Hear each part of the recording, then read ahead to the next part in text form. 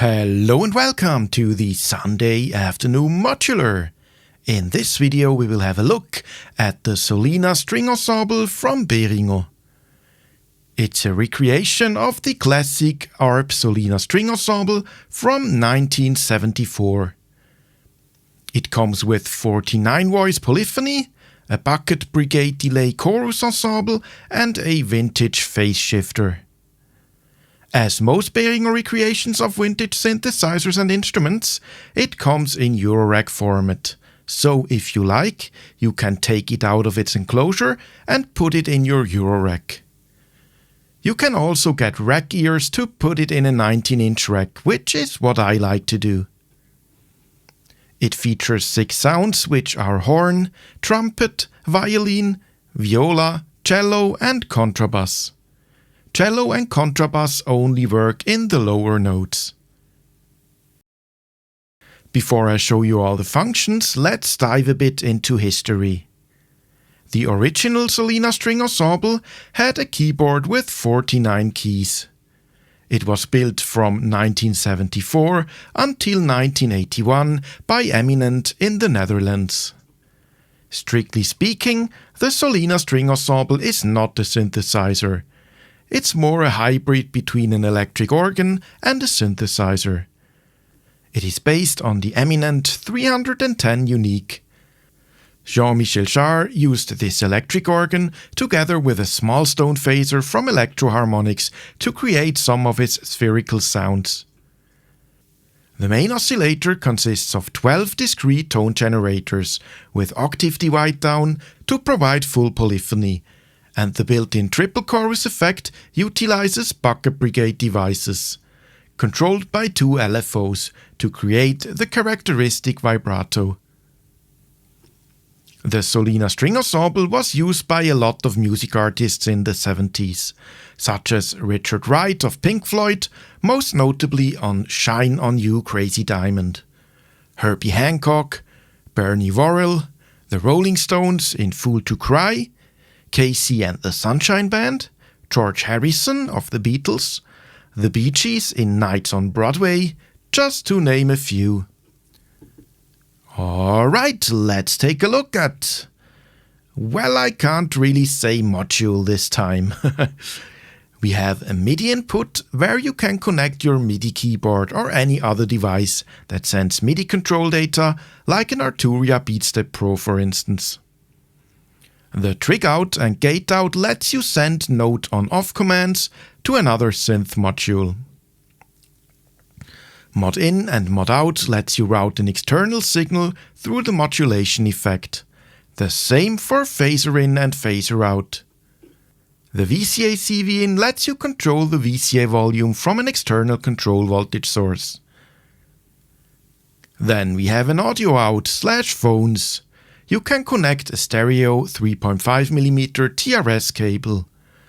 Good if you want to connect headphones, although for headphones I would have appreciated a separate volume control. Let's quickly switch to the back. There is an audio output that uses a standard 6.3mm TS instrument cable, so it's in mono, it's not a stereo out. Then we have dip switches where you can select the MIDI channel if needed.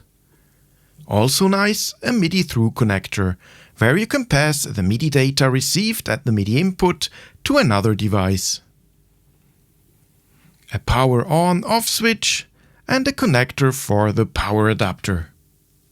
I skipped the USB port, yes. So first, you cannot use the USB connector to power the device. You still need the power adapter. But you can connect it to your computer and it will show as a class-compliant USB MIDI device that supports a MIDI in and a MIDI out. This means that you can send MIDI data directly from your DAW to the Solina String Ensemble. Of course, if your audio interface has a MIDI out, you can also use a MIDI cable from the audio interface into the MIDI in of the Solina. But if you have a smaller audio interface that does not have a MIDI out, the USB connection might actually be very useful for you. Further, if a firmware update should be available, you can load it via the USB connection. Alright, back to the front. If I would be sponsored by anyone, this would probably be the place for the sponsor message.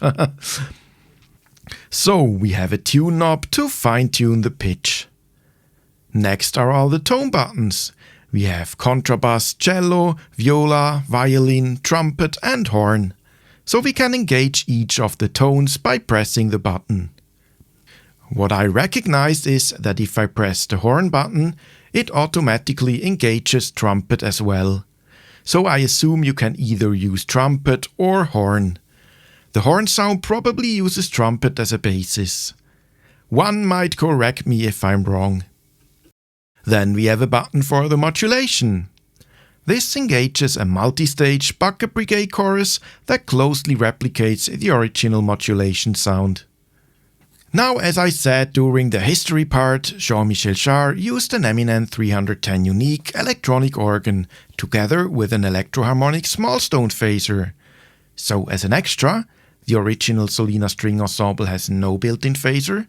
Behringer added, as they say, a faithfully recreated small stone phaser with its own dedicated rate control, which is a really cool and useful addition. You have a knob to control the rate and the color switch that lets you choose between a darker and a brighter phaser tone. Then we have 4 faders. The first one is for the volume of the bass, so you can adjust the level of the contrabass and the cello tones. The second one is called crescendo. It is basically to control the attack, so how much time it takes until the notes reach the full volume. The sustain length is to set the decay, so how much time it takes until the notes fade out. Last but not least, the volume, to control the overall volume. This affects the audio out on the front as well as the one on the back. Alright, after this talking marathon, let's play around with the Solina String Ensemble to hear how it sounds.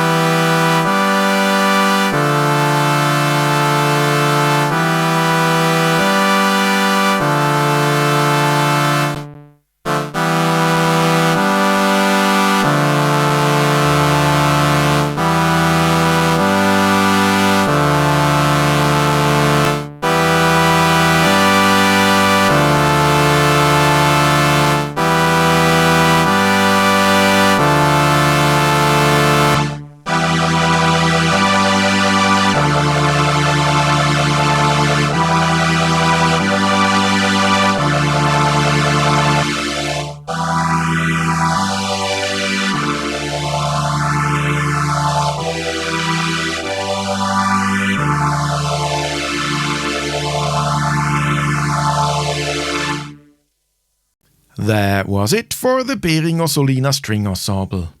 I really was waiting for it to finally be released, as I just loved the sounds of the original. I don't have an original one, so I can't compare it, but from how this recreation sounds, I really like it. If you enjoyed watching this video and want to support me and my channel, please leave a like and become a subscriber to not miss any future video.